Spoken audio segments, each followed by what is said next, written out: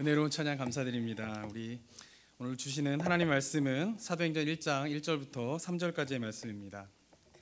1절부터 3절까지의 말씀을 한번 교독하도록 하겠습니다. 1, 2절 교독하시고 3절 함께 읽도록 하겠습니다. 자, 1절부터 읽겠습니다. 데오빌로여, 내가 먼저 쓴 글에는 무릇 예수께서 행하시며 가르치시기를 시작하심부터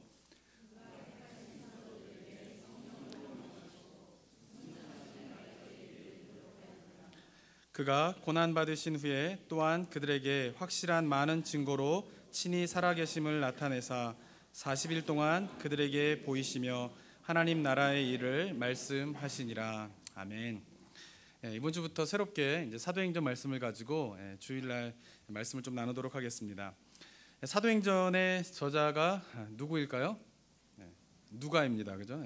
가장 쉬운 질문이 될 수 있는데 사도행전의 저자는 누가이죠. 그러면은 이 편지를 받은 사람은 누구냐면은 데오빌로라고 하는 사람이에요. 근데 데오빌로가 누구냐에 대해서는 여러 가지 이견들이 있는데 가장 유력한 거는 아마도 이 사람은 로마의 중요한 관직에 있는 사람일 것이다라고 생각을 많이 합니다. 근데 사도행전을 이제 누가가 데오빌로에게 편지를 쓴 것인데 이 편지는 첫 번째 편지는 아닙니다. 1, 2절에 나와 있는 것처럼 데오빌로에게 누가는 이미 편지를 한번 써서 보냈습니다. 데오빌로여, 내가 먼저 쓴 글에는, 그 편지에는 뭐가 있었냐면은 예수님께서 행하시고 가르치시는 것을 시작으로 해서 예수님의 승천까지를 내가 기록해서 당신에게 편지를 보냈습니다 라고 이야기를 하고 있는 것이죠. 그게 뭐냐면은 누가복음이에요. 누가복음. 그래서 이 누가복음과 사도행전은 굉장히 연속성 가운데 있습니다. 그래서 혹자는 누가전서, 누가후서 이렇게 해야 되지 않느냐라고 이야기를 하기도 합니다. 그런데 데오빌로에게 이렇게 예수님의 생애에 관해서 편지를 쓴 누가는 이제 거기서 멈추지 않고 다시 한번 펜을 들어서 편지를 쓰는데 그 두 번째 내용은 뭐냐면은 승천하고 난 다음부터 복음이 어떻게 전해지게 되고 그리고 사도들에 의해서 교회가 어떻게 세워졌는가에 관한 것을 쓰기 위하여서 편지를 다시 한번 쓰게 되는 것입니다. 그러니까 사도행전에서 우리가 좀 주목해서 봐야 할 중요한 중심은 뭐냐면 바로 교회가 어떻게 사도들에 의해서 세워지게 되었는가에 우리 관심이 있어야 합니다. 제가 지난 1월에 이제 와서 여기서 잠깐 설교를 하고 난 다음에 이제 돌아가서 이제 교회를 위해서 기도하는 가운데에 어떤 교회를 세워가야 할까, 어떤 교회 공동체로 하나님께서 기뻐하시는 공동체는 도대체 어떠한 모습일까, 이런 고민을 좀 많이 하다가 제가 발견한 책이 설교를 나눠야겠다라고 마음먹은 책이 바로 사도행전입니다. 왜냐하면은 사도행전에는 말씀드린 것처럼 사도들에 의해서 처음 교회가 어떻게 세워졌는지, 그리고 무엇을 중요하게 여기고 어떠한 중심을 가지고 교회가 세워졌는가를 가장 잘 드러내고 있는 책이기 때문에 그렇습니다. 주변에 좋은 교회들 많이 있습니다. 한국에도 좋은 교회 많이 있고요, 미국에도 좋은 교회들 굉장히 많이 있습니다. 그런 교회들을 모델로 해가지고 이 교회의 모델을 가지고 우리가 이렇게 나갑시다 이렇게 이야기할 수도 있어요. 그런데 좋은 교회는 많지만 그러나 우리가 모델로 삼아야 할 교회는 바로 초대교회의 사도들이 정말 예수 그리스도의 사명을 받은 그들이 어떠한 교회를 세우려고 했는가가 저는 우리 나성북부교회의 교회의 모델이 되었으면 좋겠습니다. 그래서 제가 이 시간 설교를 시작하면서 우리 성도님들에게 도전합니다. 정말 하나님이 기뻐하시는 교회, 정말 아름다운 하나님 보시기에 귀한 교회의 모습이 무엇인지를 함께 고민했으면 좋겠습니다. 이건 담임 목사 혼자 하세요 이렇게 하시면 안 돼요. 어떻게 하셔야 돼요? 같이 고민하셔야 돼요. 같이. 저도 고민할 것이고 성도님들 고민하셔야 되고, 그리고 또 우리가 고민해서만 멈춘다면 또 안 되는 것이죠.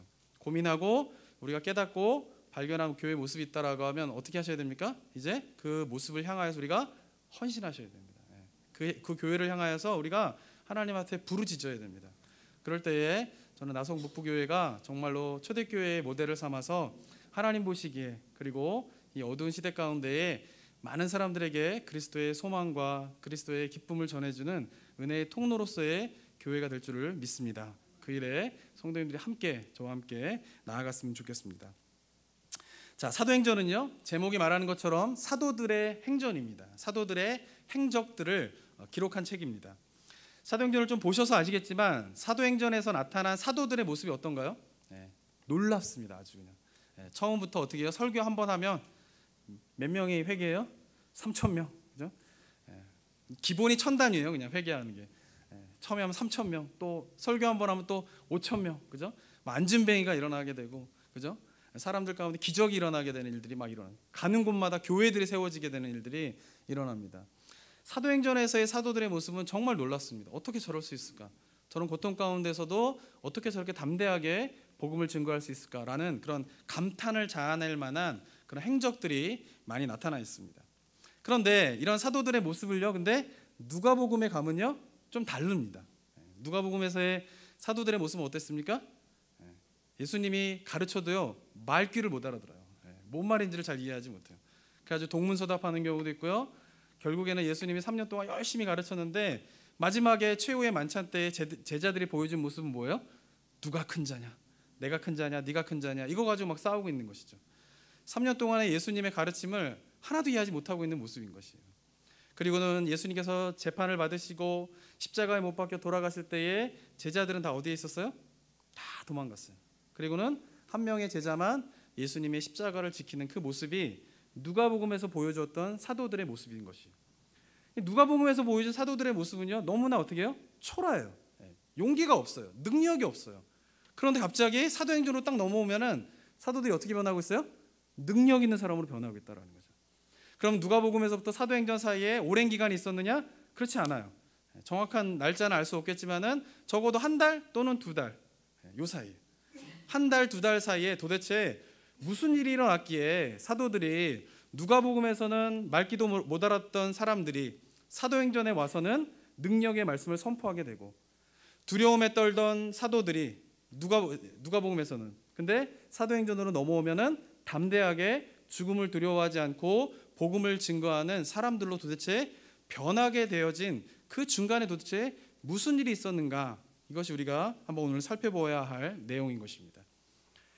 또한 우리가 생각해 봐야 할 것은 사도들이 사도행전에서는 그렇게 놀라운 능력을 보여주고 있는데 성도님들은 어떠신가요?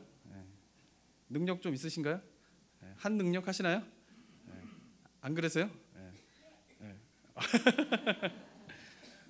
근데 마음속으로 제가 이런 얘기 드리면, 아니 사도행전은 사도들이잖아요. 사도들. 우리는 평신도 아닙니까? 평신도.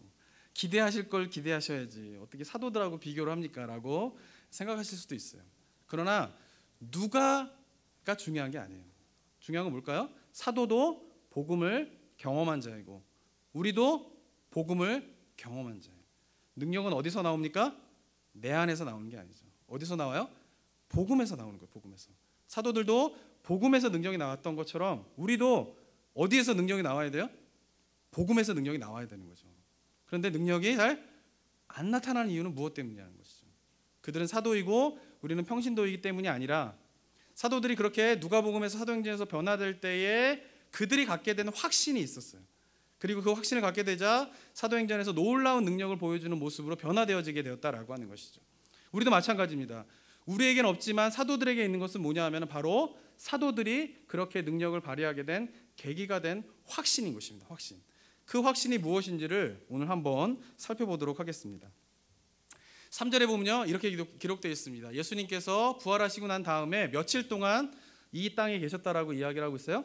40일 동안 승천하지 않으시고 40일 동안 이 땅을 계셨어요. 근데 복음서는요 40일 동안 예수님이 무슨 사역을 했는지에 대해서 자세하게 이야기하고 있지는 않습니다. 근데 40일 동안 예수님이 뭐 하고 계셨는지에 관해서 딱 한 가지 이야기만 하고 있어요. 복음서에서 이야기하고 있는 40일의 이 땅에서 예수님의 일들 중 중요한 일이 무엇이었을까요? 제자들을 만나는 것이었어요. 제자들을 만나는. 마태복음 28장에 보면요 무덤에 찾아간 여인들을 만나 주시고요. 그다음에 누가복음 24장에 가면은 엠마오로 가는 두 제자를 또 만나시고요. 그리고 요한복음 21장에 보면은 시리에 빠져가지고 그물질하고 있는 제자 7명을 만나 주세요. 그러니까 예수님이 40일 동안 했던 일이 여러 가지가 있었을 수도 있지만, 그러나 복음서가 기록하고 있는 유일한 40일 동안 예수님이 한 일은 뭐예요? 제자들을 만나시는 거예요. 왜 만나셨을까요?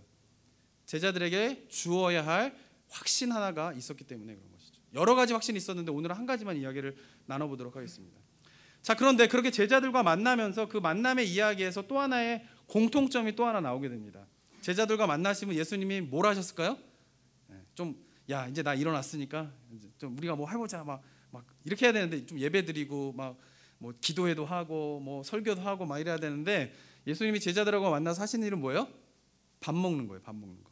그죠? 예. 요한복음 21장에 보면요, 예수님이 제자들이 막 그물질하고 있을 때 예수님이 불을 피우시고요, 고기를 구우시고요, 그리고 지쳐서 돌아온 제자들과 함께 뭘 하세요? 먹으세요. 엠마오로 가는 제자들과 함께 뭐 하세요? 먹으세요. 먹기를 탐하시는 자, 예수님의 별명이지 않습니까? 예수님이 제자들과 이렇게 먹는 거예요. 도대체 왜 그러실까? 그 중요한 타임 때, 그 중요한 시간 속에서 제자들과 만나서 복음서가 기록하고 있는 것은 먹는 이야기를 기록하고 있어요. 그 이유가 무엇 때문일까요? 그것은 예수님이 부활하셨는데 부활하신 그 예수님은 영적으로 부활하신 게 아니라는 거예요.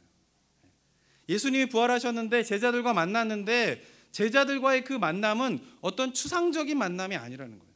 뭔가 정신적으로 만나는 만남이 아니라 부활하셔서 제자들 앞에 서 있는 그 예수님은 뭐 하시는 거예요? 밥을 먹고 물을 마시고 제자들과 함께 그렇게 생활할 수 있는 몸으로 부활하셔서 그 몸으로 부활하신 그 예수님이 누구와 함께 하시다라고 하는 것을 제자들에게 알려주는 것이에요. 제자들과 함께 한다라고 하는 사실을 알려주는 것이에요.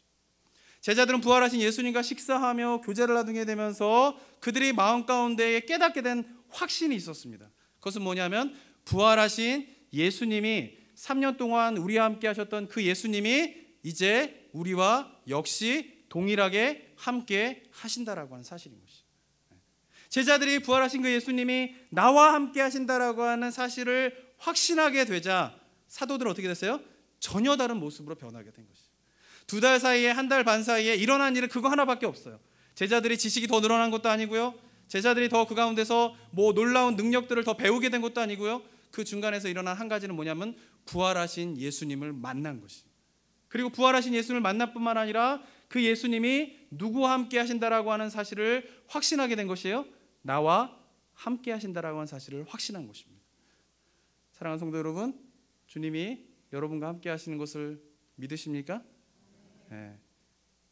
목사님 당연한 질문 왜 자꾸 하세요? 이렇게 하세요? 당연한 게 아니에요. 당연한 게. 저도 그랬고요. 많은 그리스도인들의 삶을 보면요, 이 자리에 적어도 앉아 계실 정도면은 2000년 전에 예수님이 죽음의 권세를 깨뜨리고 부활하셨다라고 하는 사실을 믿으실 거예요. 많은 그리스도인들이 믿고 있어요. 그런데 문제는 무엇일까요? 거기서 끝나버리는 거예요. 2000년 전에 예수님이 부활하셨다라고 하는 사실은 믿는데, 그런데 우리에게 능력이 나타나지 않는 이유는 무엇 때문이냐면 그 부활하신 예수님이 지금 이 시간 우리의 삶 속에서 우리와 함께 한다라고 하는 사실을 뭐예요? 망각하고 있는 것이. 인식을 하고 있지 못하는 거예요. 그것을 뭐예요? 인정하고 있지 못하는 거예요. 그리고 우리 가운데 어떻게 돼요? 그것을 인정하기 못하게 되자 우리 마음 가운데 불안함과 염려와 걱정들이 막 밀려오는 가운데에서 주님이 함께 하신다라고 하는 사실조차를 인식하지 못하고 살아가고 있는 그리스도인들이 많이 있다라고 하는 것입니다. 사랑하는 성도 여러분, 사도들은 사도들이었기 때문에 능력이 나타난 게 아니에요. 우리는 평신도이기 때문에 능력이 나타나지 않는 것이 아니에요. 사도들은 예수님이 부활하신 그 예수님이 그들과 순간마다 매일마다 함께한다라고 하는 사실을 확신하고 있었고, 우리는 그 사실을 너무나 인식하고 인정하지 못하고 살아가고 있다는 데 문제가 있다라고 하는 것입니다. 우리 삶 가운데 때때로 공포와 불안함과 염려가 막 찾아오는 경우가 참 많이 있습니다. 걱정도 많이 생길 때가 있어요. 왜 그럴까요? 돈이 없어서일까요? 그렇게 생각하는 경우도 많이 있습니다. 내가 요만큼만 있으면, 돈이 이만큼만 있으면 내가 진짜 괜찮을 텐데, 내가 좋은 직장을 가졌으면, 좋은 사람을 만났으면 내가 행복할 텐데, 내 삶이 좀 더 평안하게 할 텐데 라고 생각하는 경우가 많이 있는데, 기억하셔야 될 것은 우리 영혼 가운데 불안함이 찾아오고 우리 마음 가운데 염려가 찾아오게 되는 이유는 하나님이 함께한다라고 하는 사실을 망각하기 때문에 그런 것입니다. 저희 아들과 제가 이제 저희 식구들이 한국에서 4년 동안 있었었는데, 그때 이제 가족 여행을 제주도로 간 적이 있어요. 제주도 요즘에 가보신 적 있으신가요? 있으세요? 굉장히 아름답습니다. 옛날에 가보신 분들도 계시겠죠. 요즘에 더 잘 해놨어요. 그래가지고 제주도에 가가지고 너무 좋은 거예요. 그래가지고 어떤 곳에 있었냐면 그 하루는 이제 휴양림 같은 데에 라찌에 이제 1박을 해서 이제 잤어요. 잠을 자고 이제 휴양림 같은 데에 잠을 자고 딱 일어나면 제일 좋은 게 뭐냐면은 아침에 일어나서 상쾌한 공기를 마시는 게 제일 좋죠. 근데 여기 계신 분들은 뭐 맨날 상쾌하니까 공기가 이게 감흥이 없는데, 한국에 있으면요 서울에는 그 답답한 공기가 있어요. 답답한 공기. 답답한 공기를 마시면서 하루를 시작하다가 갑자기 일어났는데 막 새소리가 들리고 뭐 나무가 막 울창하고 상쾌한 공기를 마시니까 너무 좋아요. 그래서 저희 아들 데리고 이제 산책을 좀 갔어요. 산책을 딱 가는데 놀이터 하나가 딱 있었어요. 그러니까 놀이터가 있어가지고 저희 아들은 6살, 그때 6살쯤 됐던 것 같아요. 막 그 놀이터에 신나게 가서 막 놀고 있었어요. 저하고 이제 아들밖에 없었죠. 좀 있다 보니까 어떤 아버지가 또 자기 애를 데리고 또 왔어요. 그래가지고 그 애도 저희 아들하고 비슷한 나이 또래였어요. 놀이터를 보자 막 달려가가지고 신나게 둘이서 이제 막 금방 이제 친해졌어요. 근데 저도 그 아들을 지켜보느라고 여기 앉아 있었고, 근데 그 아이의 아버지도 그 아이를 지켜보느라 이쪽에 앉아 있었는데, 미국과 달리 한국에서는 그렇게 앉아 있어도 절대 서로 말하질 않아요. 인사도 주고받지 않아요. 그냥 가만히 앉아가지고 남자 둘이 애들 노는 거 이렇게 보고 있었어요. 그리고 놀고 있는데 갑자기 아버지가 저한테 오는 거예요.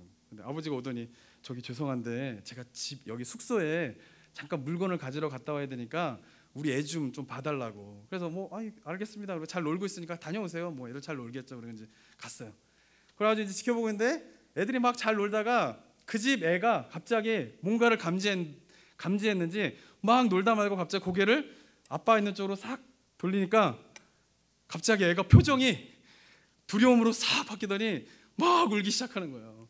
그래서 제가 막 달려가가지고 야야야 나 좋은 사람이니까 걱정하지 말고, 나 선우 아빠니까 너 잘 놀고 있으니까 아빠 금방 올 거야, 걱정하지 마, 막 이렇게 달랬는데도 애가 울음을 멈췄을까요? 안 멈춰요. 계속 우는 거예요. 그래서 막 뭐 없나 막 주려고 하는데도 그렇게 울음이 멈추지 않다가 딱 울음이 멈출 때가 언제였을까요? 아빠가 돌아왔을 때.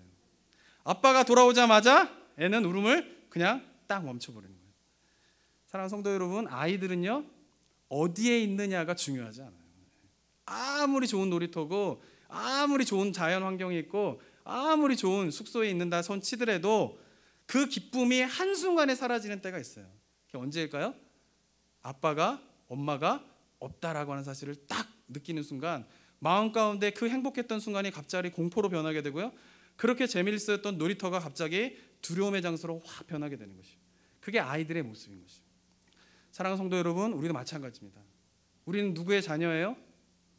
여호와 하나님의 자녀예요. 인간은 그렇게 만들어졌어요. 그렇기 때문에 인간이라는 존재가 두려움을 갖게 되는 순간은 언제인 줄 아세요? 그 영혼 가운데, 그 마음 가운데 아버지가 함께한다라고 하는 사실을 망각하는 그 순간 갑자기 그 영혼은 어디에 휩싸이게 되어 있습니까? 두려움에 휩싸이게 되었다라고 하는 것입니다. 우리도 마찬가지예요. 그리스도인이 되어서 마찬가지입니다. 우리 그리스도인이 되어서 날마다 훈련해야 될 것이 있어요. 날마다 연습을 해야 될 것이 있어요. 그것은 뭐냐면 아버지께서, 예수님께서 부활하신 그분이 나와 항상 순간순간마다 함께하고 있다라고 하는 사실을 어떻게 하셔야 돼요? 연습하셔야 돼요. 인식하는 것에 대해서. 왜냐하면 우리는 죄로 인하여서 우리 영혼이 죽어있는 상태였어요. 영적인 눈이 감겨져 있는 상태였어요. 영적인 귀가 닫혀있던 상태예요. 그런데 우리가 예수 그리스도를 경험하고 나서 하나님께 나아감을 얻게 되자 하나님과의 만남을 통해서 일어난 일은 뭐냐면 영혼의 눈이 열리기 시작하는 거예요. 영적인 감각이 새로워지기 시작하는 거예요. 영혼의 귀가 열리기 시작하는 거예요. 그런데 완전하진 않아요. 그래서 우리가 연습해야 될 것은 하나님께서 서 계시고 우리 삶 가운데 하나님께서 말씀하고 계시고 하나님께서 행하고 계신다라고 하는 사실을 이제는 우리가 눈을 떠서 귀를 열어서 보는 연습을 하셔야 된다라고 하는 것입니다. 어쩌면요 우리의 신앙의 초점은 여기에 포커스가 맞춰져야 돼요. 먼저 이게 되지 않으면요, 이 1단계가 되지 않으면 그 다음 단계로 넘어갈 수가 없어요. 예배를 드리는 이유도요, 신앙생활을 하는 이유도요, 어쩌면 우리의 초점을 맞춰야 될 중요한 신앙의 관심이 뭘까요? 눈을 들어 거기에 서 계신 하나님을 보기 시작하는 거예요. 말씀하고 계신 하나님을 듣기 시작해야 돼요. 그것을 우리가 경험하지 못한다라고 하면 우리는 사도들과 같은 그 능력을 경험할 수가 없다라고 하는 것입니다. 그리고는 우리 삶 가운데는 언제나 뭐예요? 불안함과 두려움과 염려 속에서 벗어날 길이 없는 그런 삶을 살아가게 된다라고 하는 것입니다. 사랑하는 성도 여러분, 눈을 들어서 주님을 보셔야 됩니다. 눈을 들어서 주님의 행하심을 보셔야 돼요. 귀를 열어서 말씀하고 계신 하나님을 들으셔야 됩니다. 아멘이 안 나오시네요. 아멘이 안 나오는 이유를 제가 좀 알아요. 왜냐하면 말은 쉽지. 말은 쉽지. 나도 그러고 싶지.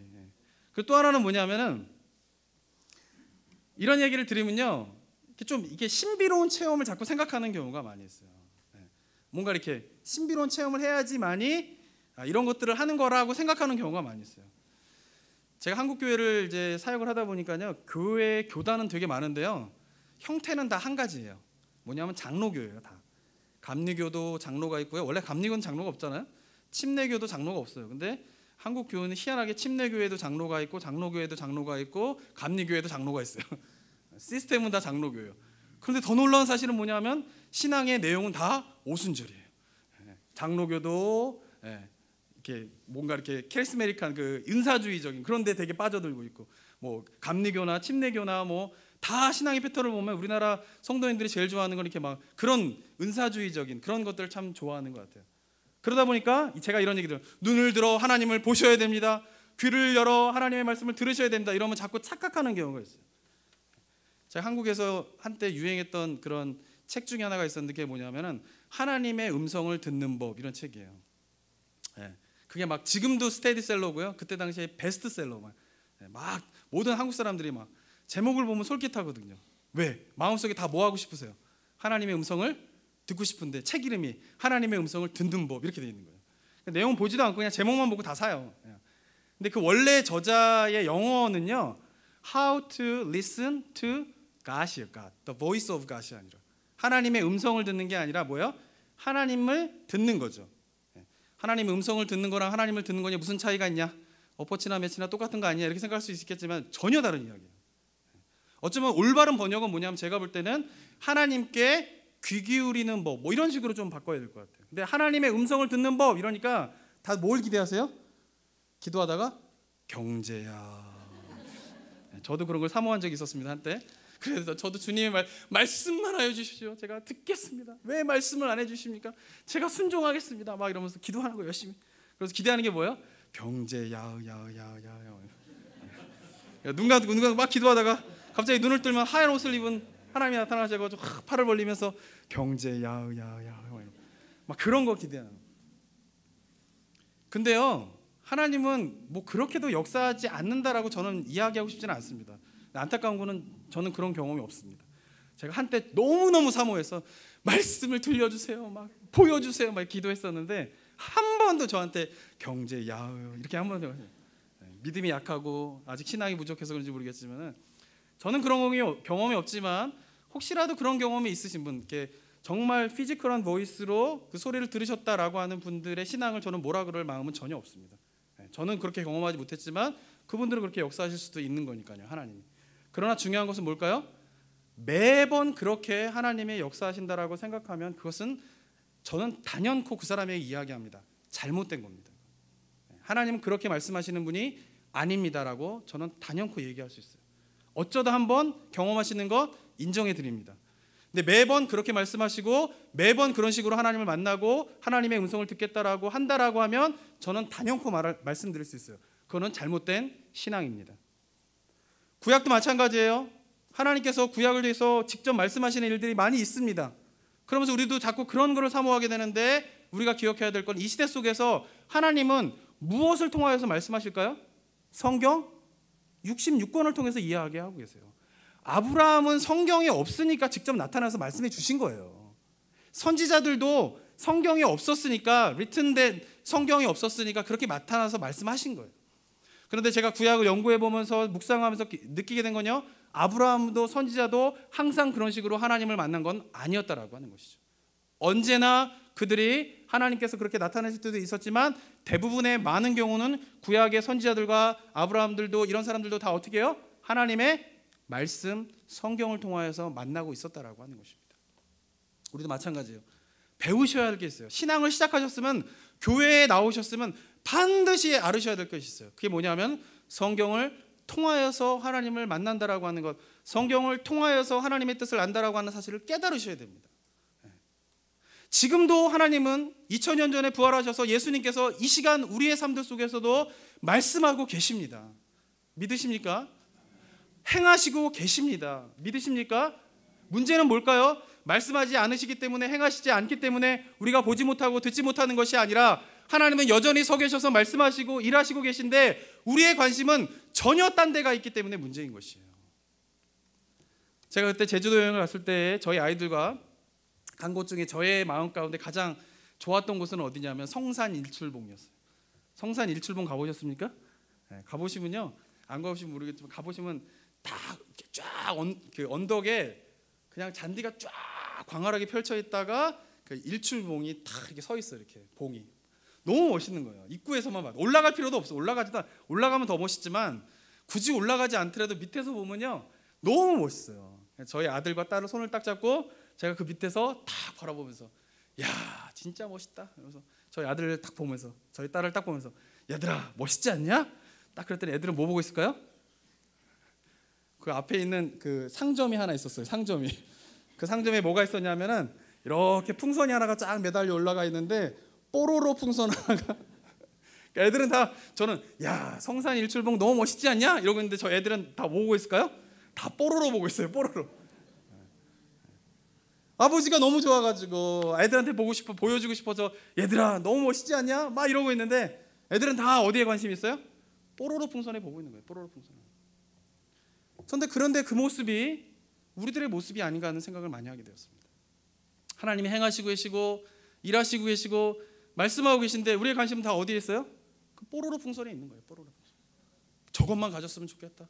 저것만 있으면 내 인생이 행복해질 텐데 하면서 아버지께서 보여주고자 하고 아버지께서 들려주고자 하는 것을 전혀 듣지도 보지도 못하는 그 모습이 바로 우리의 모습이 아닌지 우리는 돌아봐야 할 것입니다. 사랑하는 성도 여러분, 하나님께서 우리에게 말씀하고 계세요. 그걸 들으셔야 돼요. 제가 금요기도회 때도 말씀드렸지만은 시편 4편에서 다윗이 그 곤란함 가운데 어려움 가운데에서 기도함으로 나아갈 때에 그의 마음이 한 번에 뒤바뀌게 된 이 계기가 무엇 때문이었어요? 그의 마음에 민수기 6장 25절의 말씀이 비춰지게 되는 거예요. 주여 눈을 들어 그의 얼굴을 비춰 주시옵소서 라고 하는 민수기 6장 25절의 말씀이 그의 마음 가운데 떠오르게 될 때에 그 마음 가운데 두려움과 염려와 걱정들이 눈 녹듯이 사라지게 되면서 다윗은 기쁨과 평안함 가운데서 잠을 잘 수 있었던 것이 시편 4편의 이야기라고 말씀을 드렸습니다. 사랑하는 성도 여러분, 우리가 뭘 경험하셔야 돼요? 하나님의 말씀을 묵상하실 때 기도할 때 기도 가운데서 주님의 뜻이 무엇입니까? 주여 어떤 것이 주님께서 원하시는 것입니까? 주께서 저에게 말씀하여 주시옵소서라고 했을 때에 그 마음 가운데 우리가 평소에 묵상하고 암송하고 읽었던 그 말씀이 떠오르게 됩니다. 그리고 그 말씀이 떠오르게 될 때에 다윗이 경험했던 것처럼 그 모든 두려움과 염려가 사라지게 되고 그 마음속에 기쁨과 평안함으로 찾아왔던 그 삶의 모습이 우리가 하나님의 음성을 듣는 것이에요. 그것을 경험하는 저와 여러분이 되길 바랍니다. 그것이 일단 경험되어지면요 두려울 게 없는 거예요. 왜 두려울까요? 왜 염려가 많을까요? 내 마음속에 뭐가 사라지고 있기 때문에 그래요? 하나님이 우리와 함께 하신다라고 하는 사실을 우리가 망각하기 때문에 그렇다라고 하는 것입니다. 그리고 또 상황을 통하여서도 하나님께서 말씀하세요. 또 입술을 통하여서도 말씀하세요. 저는 목사가 된 계기가요 99년도에 제가 군대에 있을 때에 제가 열심히 군대 제대하고 이제 성공해야겠다, 돈 많이 벌어야겠다, 그리고 이제 열심히 군대에서 공부를 했습니다. 저는 이제 장교로 가가지고 5시에 도시락 들고 출근했다가 5시에 퇴근해서 이제 막 도서관 가서 막 공부하고 막 이랬어요. 그리고 주말에는 너무 심심하고 안동 그쪽에서 근무했기 때문에 서울에 올라오고 막 그랬거든요. 근데 어느 날 딱 99년도에 이제 서울에 올라왔는데 거의 한 10년 만에 만나는 선배를 만나게 됐어요. 10년 만에 선배를 만났는데 그 선배가 지금 어떻게 뭐 하고 있었냐면 중국에 선교사로 가 있었어요. 그때는 안 그랬는데 아니 이 사람이 선교사로? 이럴 정도였는데 10년 만에 선교사로 가 있더라고. 그래 만났어요. 만나가지고 이제 이런저런 살아온 얘기를 막 하고 있는데 그 선배는 제가 무슨 사역을 할 거다 이런 거에 대한 아무 인포메이션이 없었어요. 근데 갑자기 그 선배가 저한테 얘기를 하는 거예요. 혹시 제대하고 뭐 할 거야?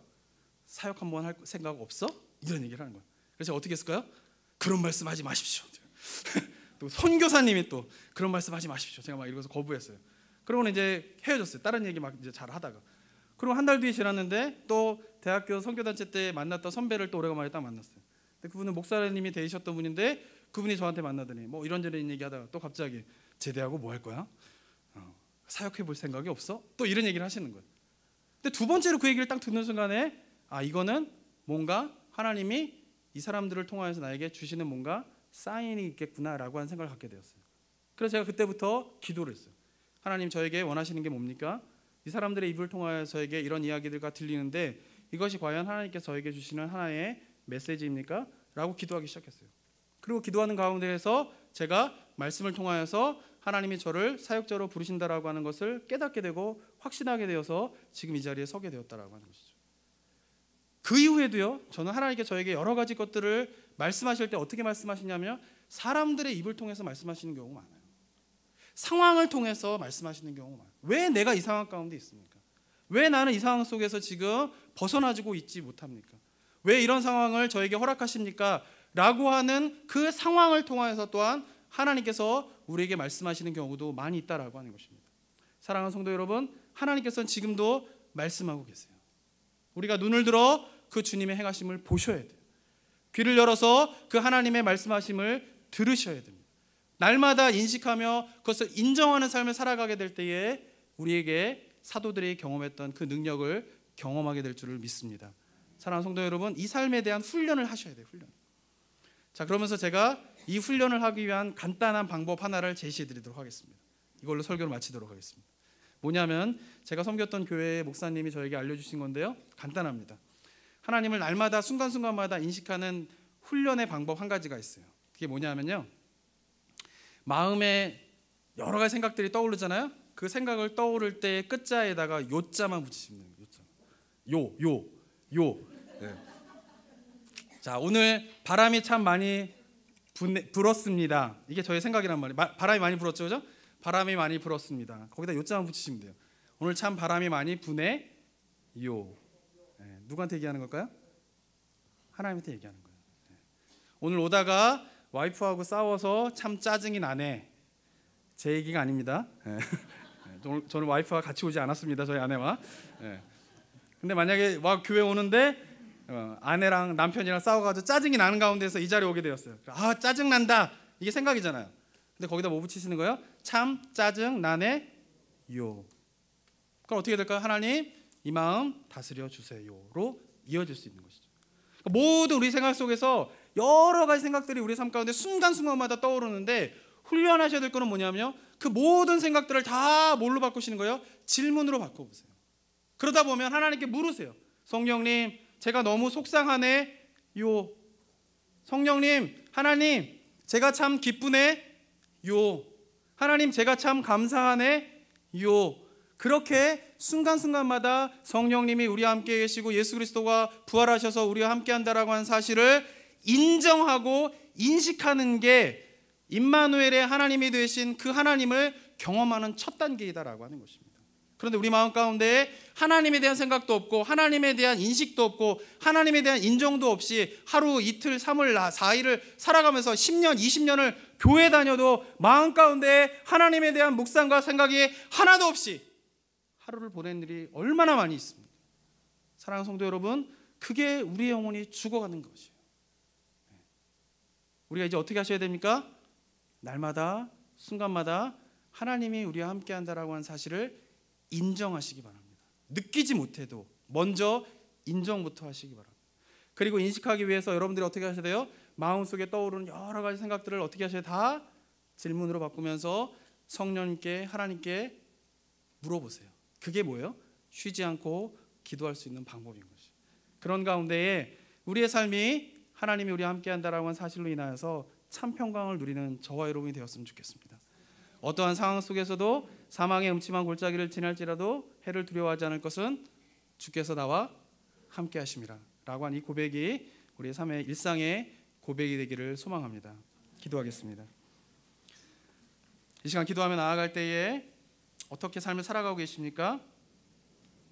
하나님을 생각하지 않고 하나님을 인식하지 않고도 살아왔던 우리의 삶이 있다면 이 시간 다시 한번 기도하며 나아갈 때에 주님, 마음의 문을 열어 마음의 영혼의 귀를 열어 주의 말씀하시는 것을 주의 행하심을 볼 수 있도록 인도하여 주시옵소서라고 기도하시기 바랍니다.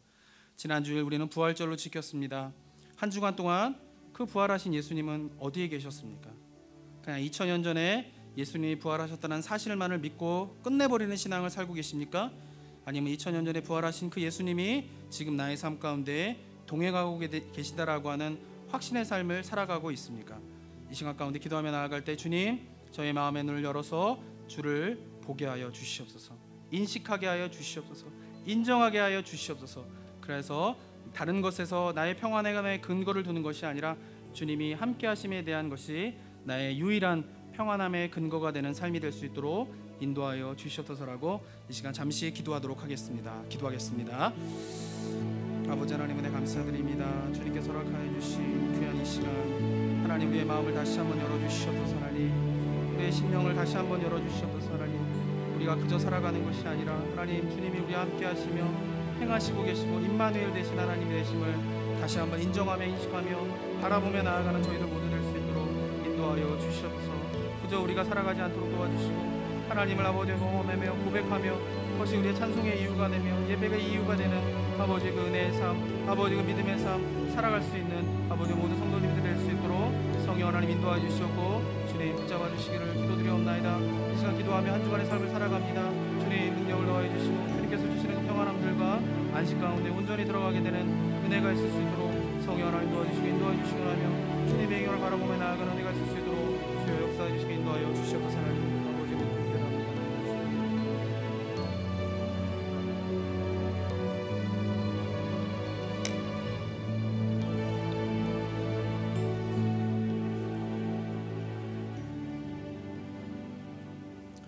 우리를 위하여서 십자가에 못 박혀 죽으시고 3일 만에 사망 권세를 깨뜨리고 부활하신 예수님, 2000년 전의 사건으로 끝나버리는 것이 아니라 지금 우리의 삶 속에서도 그 부활하신 주님이 동행하고 계심을 믿음으로 바라보는 저희들 모두 될 수 있도록 인도하여 주시옵소서.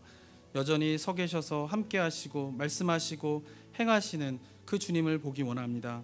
우리의 마음의 눈을 열어주시고 우리의 영혼의 귀가 열리도록 하여 주시옵고 우리 삶들 가운데에 순간순간마다 주님을 인식하며 인정하며 그 주님의 행하심을 인하여서 우리의 모든 삶이 기쁨으로 차게 되는 그 은혜가 있는 삶이 될 수 있도록 주님 도와 주시옵소서. 그 주님과 동행함이 우리의 평안함의 근거가 되기 원합니다. 그 주님과 동행함이 우리의 찬양의 고백의 이유가 되기 원합니다. 그 주님과 동행함이 우리의 예배가 이유가 될 수 있는 우리 모든 성도님들 될 수 있도록 주님 도와 주시옵소서. 은혜 감사드리며 예수 그리스도의 이름으로 기도드립니다. 아멘.